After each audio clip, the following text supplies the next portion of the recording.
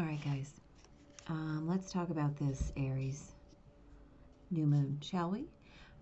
This happens on Sunday, the 11th of April. It happens at 9:30 p.m. Central Time. It happens at 22 degrees Aries. And what we know about new moons is that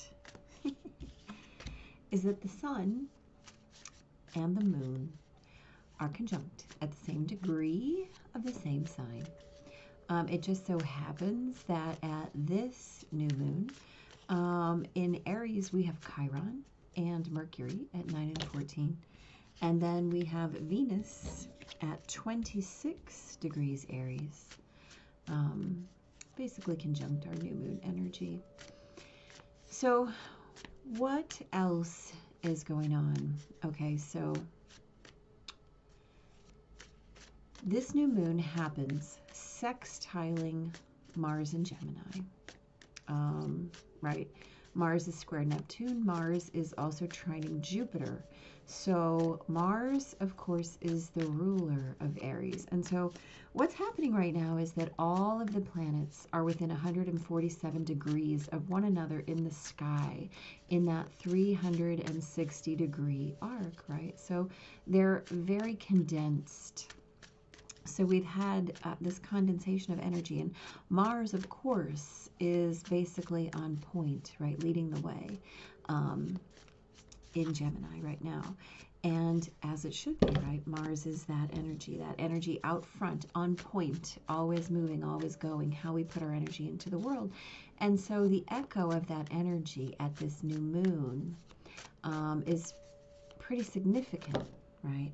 And so to have so much Mars aspecting as well, right? So this new moon happens sextiling Mars, right? Which is easement, right? So we know that at new moons, we are talking about beginnings, right? And this is in Aries. So this is like the beginning of the beginning, right? You know, I mean, we can go back and sing REM if you'd like, but that's really what's happening. And after all of the cycles that we're coming out of right now with these big shifts, right? 2019's Saturn, Jupiter, Pluto, and 2020's Saturn, Jupiter, Pluto, 2021's Jupiter, Saturn conjunctions, right? All of these big shifts, this is really the inception of that what comes next. So if you follow on the weekly What's Up, right, I said this is the week of go. Well, this is the day. This is the aspect of go. And here's, so as we have all this Mars and Aries energy, right? So again, we have the new moon sextiling Jupiter. Hello. Which is expansion, right? This is about collaboration. This is about unlimited potential, that Gemini energy, right? The ability to grasp all of the potential outcomes. And then Jupiter, the tendency to lean into them, to expand into them. Look, we got Gemini coming up right there. Right? So this is just an amplification of that inception energy. And as it sextiles Jupiter, right, it's that widening of the vision and the widening of that expansiveness, adding that optimism, that wisdom, that that belief in something bigger, wider, more. I saw you do. Oh, look, we got it twice. I like that. So as all that's happening, right? Also, we have Saturn in Aquarius, trining the North Node, right? So this is about how do we really create our fate, our destiny, that what comes next, right? And this Saturn in Aquarius gives us the grounding, the foundation to be able to really flesh out those things that we are planning and plotting and in reception of for the future. Also, the other very, very most important aspect that's happening at this new moon, right? The new moon is conjunct Jupiter, and Jupiter is at 26 Aries at this time, squaring 26 Capricorn Pluto, right? So this is kind of like the light in the darkness, right? And we talked about it in the weekly What's Up, which is lovely because we have this nice echo of that here. But this is about really being in a position to work with the dynamic tension of that square and call into our power to transform, right, the light into the darkness, the light within the darkness, right? Bringing forth those things that create for us and allow us to hold the vibration for our transformations into that beautiful resonance of Venus energy, with the power of Pluto kind of at our I want to say at our back, but also at our disposal. So that's a real utilization, which is kind of exciting. And then also Uranus, right, still squaring Saturn, sitting there in Taurus, waiting for everybody to come to the party. Right, there's a lot of opportunity here. So let's talk about it quick. So we have the Ace of Pentacles and the Lovers. So Ace of Pentacles, right, that's that Venus energy. Venus rules Taurus, Venus rules Libra. And so this is about that offering of resourced, right? We talk about Venus squaring Pluto right now. This is about being able to reach into the darkness and grasp what is there and utilize it in that way that allows us to take our journey into something brand new. And then we've got this divine blessing echoing, right, with the Lovers. This is that Gemini energy, so prevalent, that Gemini Mars, also Gemini, the North Node is in Gemini right now, echoing that Aries energy, echoing that unlimited possibility, creating from, these are two cards of divine offering, right? Divine blessing, divine countenance looking down upon you, smiling, saying, yeah, it's time. You've been waiting. Well, here it is. Here's your offering. How are you going to accept it? How are you going to create from it? How are you going to witness it as yours, right? Not just, and here's the thing, right? Let's talk about, we have this symbolism, this Adam and Eve symbolism a little bit here. So this is not about just witnessing the possibility, right? Gemini Mars. This is about being able to put it into actualization, right? With that Venus square Pluto, with that sextile Gemini, or sextiling Jupiter. This is that creation aspect, allowing us to put things into action, right, in this Aries season. Let's just do this right here. We have Three of Wands, right? This is long-term planning. This is witnessing your ships coming in. This is knowing that what you have sown is coming to you, right? This is how doing the work then creates that opportunity for you to really, really sit back and allow what you have planted, what you have intended, what you have put out as intention to come to you. So we have that twice. And then we have these lovely divine feminine cards, right? We've got the Queen of Cups. We've got the High Priestess.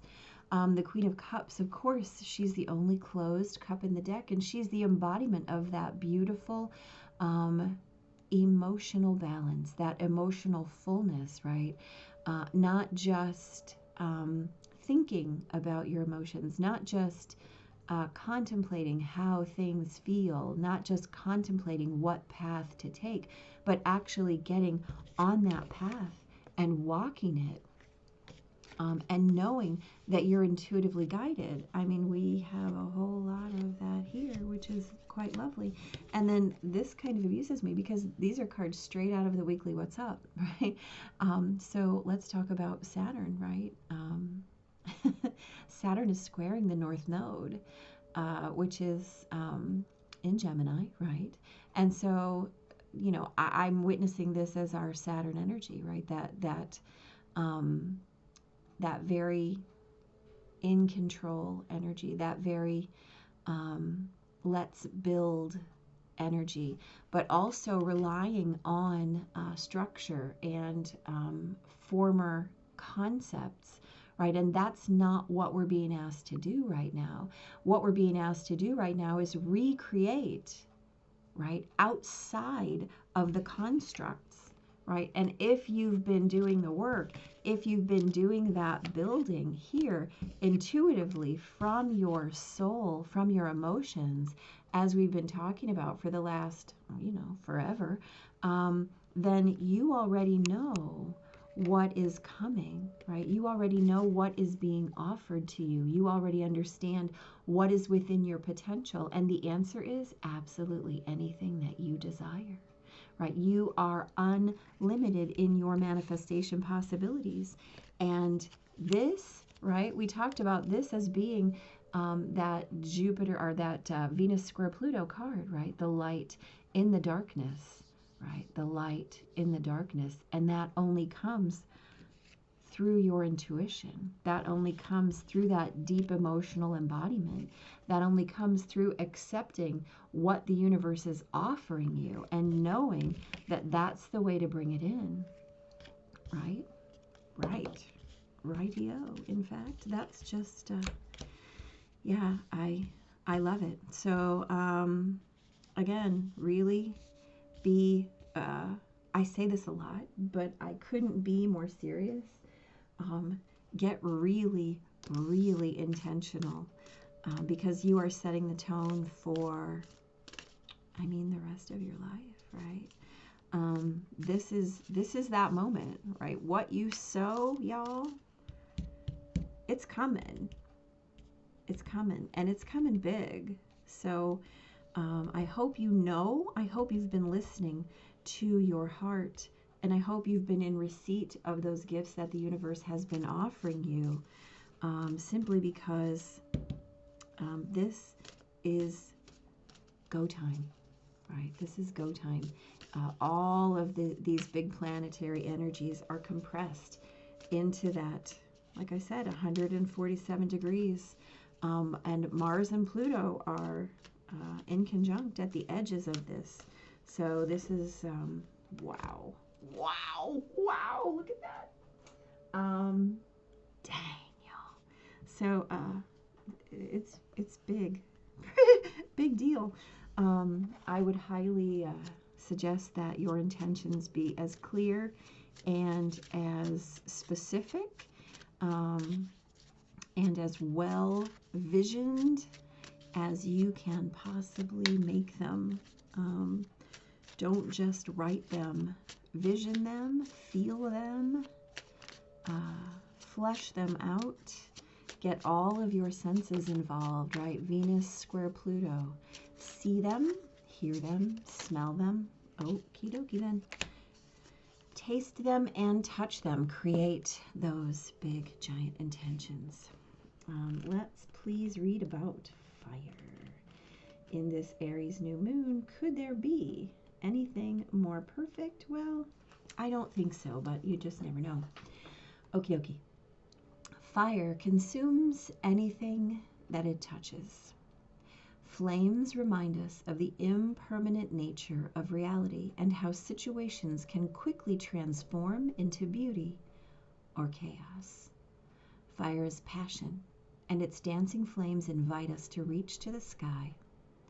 Warmth and light are heavenly, yet too much heat can scorch us. To fully step into the energy of fire is to be utterly transformed, like the phoenix rising from the ashes. Warm your hands and your heart by the inner fire. Let it burn away your hardships. Let it consume your pain and sorrow.